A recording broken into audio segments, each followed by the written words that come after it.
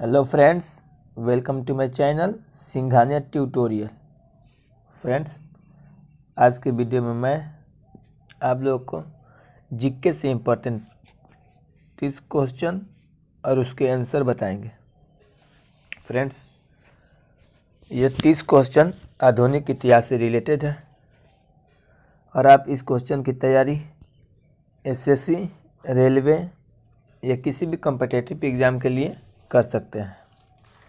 Friends, आप हमारे channel पर नए हैं तो प्लीज़ चैनल को सब्सक्राइब करें और बेल आइकन पर क्लिक करें ताकि आपको हमारे नए वीडियो का नोटिफिकेशन आपके मोबाइल पर सबसे पहले मिल सके। चलिए फ्रेंड्स, वीडियो को शुरू करते हैं।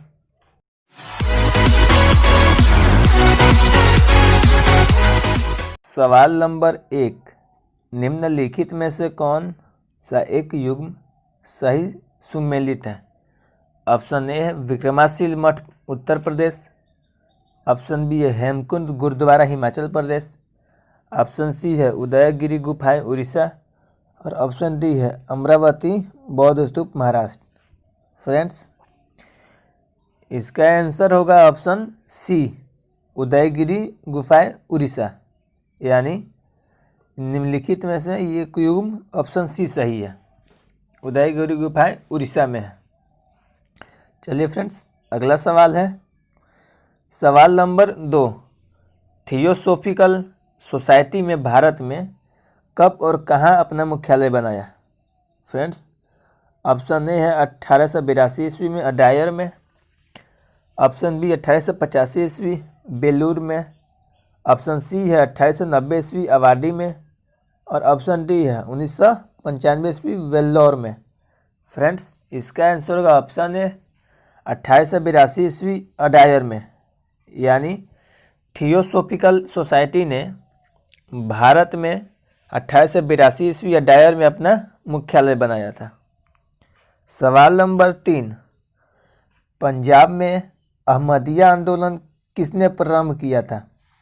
ऑप्शन ए है sir Syed Ahmad, option B है हकीम अजमल खां, ऑप्शन सी है मिर्ज़ा गुलाब अहमद और ऑप्शन डी है मिर्ज़ा हैदर सुनैन। फ्रेंड्स, इसका आंसर होगा ऑप्शन सी, मिर्ज़ा गुलाब अहमद, यानी पंजाब में अहमदिया आंदोलन मिर्ज़ा गुलाब अहमद ने प्रारंभ किया था। चलिए फ्रेंड्स, इसके बाद अगला सवाल है सवाल नंबर 4, अंग्रेज़ों ने अमृतसर की संधि 1809 में किसके साथ हुई? ऑप्शन ए है दिलीप सिंह, ऑप्शन बी है रंजीत सिंह, ऑप्शन सी है दोस्त मुहम्मद और ऑप्शन डी है शाह शुजा। फ्रेंड्स, इसका आंसर होगा ऑप्शन बी, रंजीत सिंह, यानी अंग्रेज़ों ने अमृतसर की संधि 1809 में रंजीत सिंह के साथ हुई थी। ले फ्रेंड्स, अगला सवाल है सवाल नंबर 5, 1815 ईस्वी में राजा राम मोहन राय द्वारा किस समाज की स्थापना की गई थी?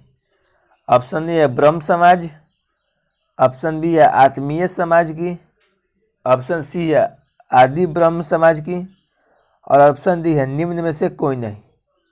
फ्रेंड्स, इसका आंसर होगा ऑप्शन बी, आत्मीय समाज की, यानी 1815 ईस्वी में राजा राम मोहन राय द्वारा आत्मीय समाज की स्थापना की गई थी। सवाल नंबर 6, जालियांवाला बाग हत्याकांड अंग्रेजी शासन पर लगा अमिट कलंक सिद्ध हुआ। यह कांड सन 1919 में पंजाब के ऑप्शन ए लुधियाना नगर में हुआ था, ऑप्शन बी अमृतसर में हुआ था, ऑप्शन सी होशियारपुर में हुआ था और ऑप्शन डी गुरदासपुर में हुआ था। फ्रेंड्स, इसका आंसर होगा ऑप्शन बी, अमृतसर में हुआ था, यानी जालियांवाला बाग हत्याकांड अंग्रेजी शासन पर लगा अमिट कलंक सिद्ध हुआ। यह कांड सन 1919 में अमृतसर में हुआ था। सवाल नंबर 7, बंगाल में मुक्त व्यापार का मुगल फरमान अंग्रेजों को कब दिया गया था? ऑप्शन ए है 1717 ईस्वी में, ऑप्शन बी है 1756 ईस्वी में, ऑप्शन सी है 1650 ईस्वी में और ऑप्शन डी है 1969 ईस्वी में। फ्रेंड्स, इसका आंसर होगा ऑप्शन ए 1717 ईस्वी में, यानी बंगाल में मुक्त व्यापार का मुगल फरमान अंग्रेज़ों को 1717 ईस्वी में दिया गया था। सवाल नंबर 8, गद्दर क्या था? फ्रेंड्स, ऑप्शन ए है भारतीय का एक क्रांतिकारी संघ जिसका प्रधान कार्यालय सैन फ्रांसिस्को में था। ऑप्शन बी एक राष्ट्रवादी संगठन जो सिंगापुर से संचालित होता था। ऑप्शन सी एक उग्रवादी संगठन जिसका प्रधान कार्यालय बर्लिन में था। और ऑप्शन डी भारत की स्वतंत्रता के लिए एक कम्युनिस्ट आंदोलन जिसका प्रधान कार्यालय ताशकंद में था। फ्रेंड्स, इसका आंसर ऑप्शन ए भारतीयों का एक क्रांतिकारी संघ जिसका प्रधान कार्यालय सैन फ्रांसिस्को में था, यानी गद्दर एक भारतीय क्रांतिकारी संघ था जिसका प्रधान कार्यालय फ्रांसिस्को में था। सवाल नंबर 9, भारतीय स्वतंत्रता आंदोलन के संदर्भ में उषा मेहता की ख्याति? इसका ऑप्शन ए होगा भारत छोड़ो आंदोलन की वेला में गुप्त कांग्रेसी रेडियो चलाने हेतु। ऑप्शन बी में द्वितीय गोलमेज सम्मेलन में सहभागिता हेतु है। ऑप्शन सी में आज़ाद हिंद फौज की एक टुकड़ी का नेतृत्व करने हेतु है। और ऑप्शन डी है पंडित जवाहरलाल नेहरू को अंतरिक्ष सरकार के गठन में सहायक भूमिका निभाने हेतु। फ्रेंड्स, इसका आंसर होगा ऑप्शन ए भारत छोड़ो आंदोलन की वेला में गुप्त कांग्रेस रेडियो चलाने हेतु, यानी भारतीय स्वतंत्रता आंदोलन के संदर्भ में उषा मेहता की ख्याति भारतीय छोड़ो आंदोलन की वेला में गुप्त कांग्रेस रेडियो चलाने हेतु। सवाल नंबर 10, गांधी ने सिविल अवज्ञा आंदोलन को प्रारंभ करने से पूर्व लॉर्ड इरविन को 11 सूत्री अल्टीमेटम भेजा था। इसमें निम्नांकित में से क्या सम्मिलित नहीं था? ऑप्शन ए है भू राजस्व में 50% कटौती और नमक कर की समाप्ति। ऑप्शन बी है रुपया स्टर्लिंग विनिमय अनुपात को कम करना।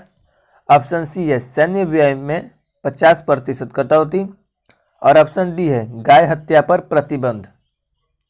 फ्रेंड्स, इसका आंसर होगा ऑप्शन डी गाय हत्या पर प्रतिबंध, यानी गांधी जी ने सिविल अवज्ञा आंदोलन को प्रारंभ करने से पूर्व लॉर्ड इरविन को 11 सूत्री अल्टीमेटम भेजा था। इसमें गाय हत्या पर प्रतिबंध सम्मिलित था। सवाल नंबर 11, निम्नलिखित में से कौन 1939 में भारत प्रजामंडल यानी All India States People's Conference के अध्यक्ष थे? ऑप्शन ए है जयप्रकाश नारायण, ऑप्शन बी है जवाहरलाल नेहरू, ऑप्शन सी है शेख अब्दुल्ला और ऑप्शन डी है सरदार वल्लभ भाई पटेल। फ्रेंड्स, इसका आंसर होगा ऑप्शन बी जवाहरलाल नेहरू, यानी जवाहरलाल नेहरू ने 1939 में भारत प्रजामंडल यानी All India State People's Conference के अध्यक्ष थे। सवाल नंबर 12, भारत में पहला अंग्रेजों विरोध संघर्ष किनके द्वारा शुरू किया गया था? ऑप्शन ए है किसानों द्वारा, ऑप्शन बी है क्रांतिकारियों द्वारा, ऑप्शन सी है भारतीय नेता द्वारा और ऑप्शन डी है सन्यासियों द्वारा। फ्रेंड्स, इसका आंसर होगा ऑप्शन डी, यानी सन्यासियों द्वारा। भारत में पहला अंग्रेजी विरोधी संघर्ष सन्यासियों द्वारा शुरू किया गया था। चलिए फ्रेंड्स, इसके बाद अगला सवाल है सवाल नंबर 13, निम्नलिखित में से किसने बहुविवाह नामक पुस्तक लिखी है? ऑप्शन ए है राजा राम मोहन राय, ऑप्शन बी है ईश्वर चंद्र विद्यासागर, ऑप्शन सी है पंडित रामाबाई और ऑप्शन डी है रविंद्रनाथ टैगोर। फ्रेंड्स, इसका आंसर होगा ऑप्शन बी ईश्वरचंद विद्यासागर। यानी ईश्वरचंद विद्यासागर ने बहुविवाह नामक पुस्तक लिखी है। अगला सवाल है सवाल नंबर 14। वर्ष 1613 में अंग्रेजी ईस्ट इंडिया कंपनी को कहाँ एक कारखाना स्थापित करने की अनुमति मिली? फ्रेंड्स, इसका ऑप्शन ए है बेंगलोर में, ऑप्शन बी मद्रास में, ऑप्शन सी मसूलीपट्टनम में और ऑप्शन डी सूरत में। फ्रेंड्स, इसका आंसर होगा ऑप्शन डी सूरत में। यानी वर्ष 1613 में अंग्रेजी ईस्ट इंडिया कंपनी को सूरत में एक कारखाना स्थापित करने की अनुमति मिली थी। अगला सवाल है सवाल नंबर 15। कौन सा आदिवासी विद्रोह उनके क्षेत्र में ईसाई मिशनरीज कार्यकलापों के विरुद्ध आदिवासियों की प्रतिक्रिया का एक अच्छा उदाहरण है? फ्रेंड्स, इसका ऑप्शन ए है चेंचू विद्रोह, ऑप्शन बी है कोया विद्रोह, ऑप्शन सी है मुंडा विद्रोह और ऑप्शन डी है चौर विद्रोह। फ्रेंड्स, इसका आंसर होगा ऑप्शन सी मुंडा विद्रोह।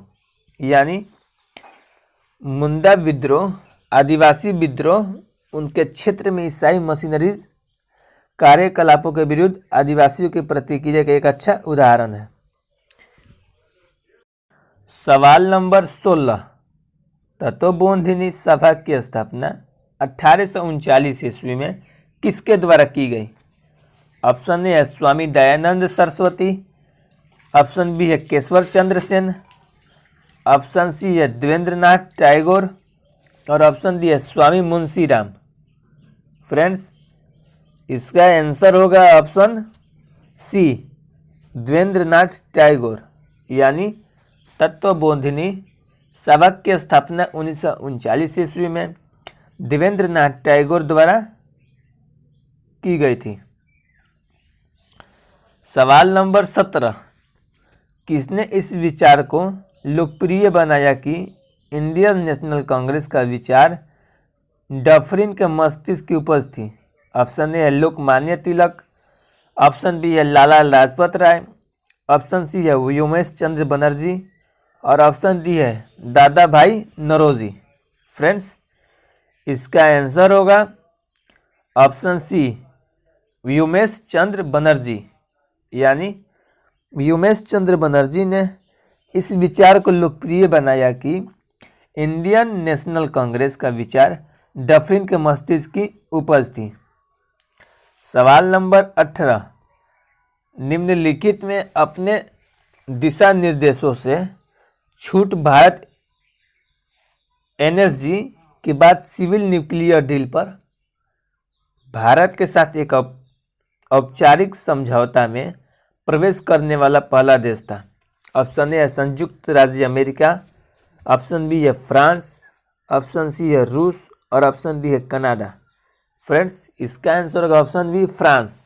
यानी फ्रांस ने अपने दिशा निर्देशों से छूट भारत एसएनजी के बाद सिविल न्यूक्लियर डील पर भारत के साथ एक औपचारिक समझौता में प्रवेश करने वाला पहला देश था। सवाल नंबर 19। 1857 के स्वतंत्रता संग्राम के बाद कब रक्त रंजित गृह युद्ध हुआ? ऑप्शन ए है 1940 ईस्वी में, ऑप्शन बी है 1942 ईस्वी में, ऑप्शन सी है 1946 ईस्वी में और ऑप्शन डी है 1944 ईस्वी में। फ्रेंड्स, इसका आंसर होगा ऑप्शन सी 1946 ईस्वी में।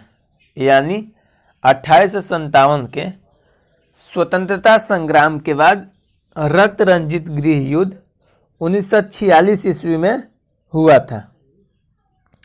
चलिए फ्रेंड्स, अगला सवाल है सवाल नंबर 20। 12 फरवरी 1922 ईस्वी को गुजरात के बारडोली नामक स्थान पर कांग्रेस की मीटिंग बुलाकर किस आंदोलन को स्थगित कर दिया गया? ऑप्शन ए है असहयोग आंदोलन, ऑप्शन बी है खिलाफत आंदोलन, ऑप्शन सी है मोपलो आंदोलन और ऑप्शन डी है निम्न में से कोई नहीं। फ्रेंड्स, इसका आंसर होगा ऑप्शन ए असहयोग आंदोलन। यानी 12 फरवरी 1922 को गुजरात के बारडोली नामक स्थान पर कांग्रेस की मीटिंग बुलाकर असहयोग आंदोलन को खत्म कर दिया गया था। सवाल नंबर 22, निम्न में से असहयोग आंदोलन को किसने लिखा था? फ्रेंड्स, ऑप्शन ए है सचिंद्र सान्याल, ऑप्शन बी है महात्मा गांधी, ऑप्शन सी है बाल गंगाधर तिलक और ऑप्शन डी है किसी ने भी नहीं। फ्रेंड्स, इसका आंसर होगा ऑप्शन बी महात्मा गांधी। यानी महात्मा गांधी ने असहयोग आंदोलन को लिखा था।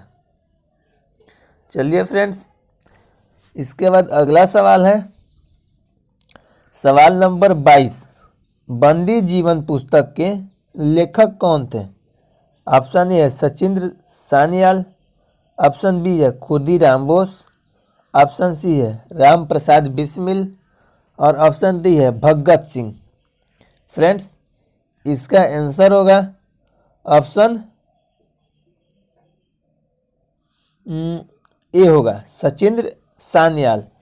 यानी बंदी जीवक पुस्तक के लेखक सचिंद्र सान्याल थे। चलिए फ्रेंड्स, अगला सवाल है सवाल नंबर 23, स्वदेशी पत्र के संपादक थे।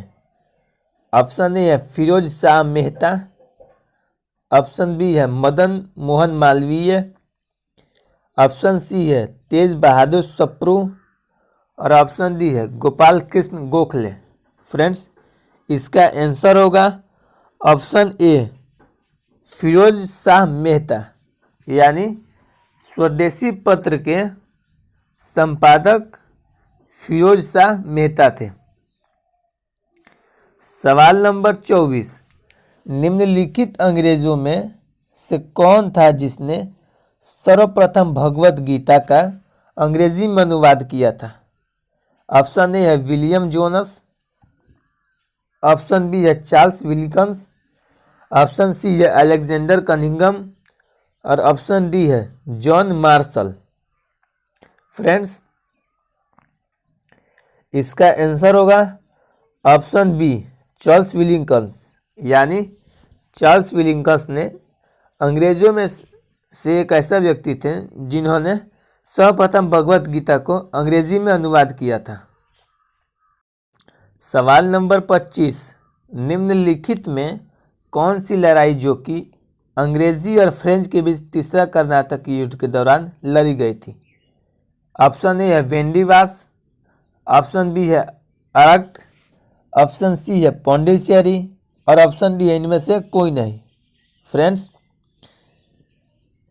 इसका आंसर होगा ऑप्शन ए वेंडीवास। यानी वेंडीवास की लड़ाई जो कि अंग्रेज और फ्रेंच के बीच तीसरा कर्नाटक युद्ध के दौरान लड़ी गई थी।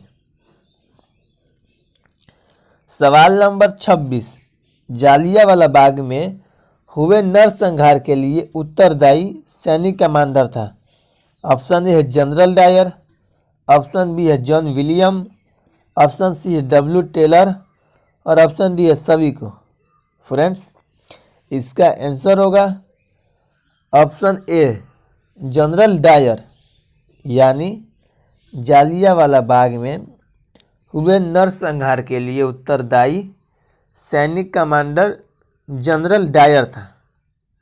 चलिए फ्रेंड्स, इसके बाद अगला सवाल है सवाल नंबर 27, किस संधि के साथ तीसरा कर्नाटक युद्ध समाप्त हो गया?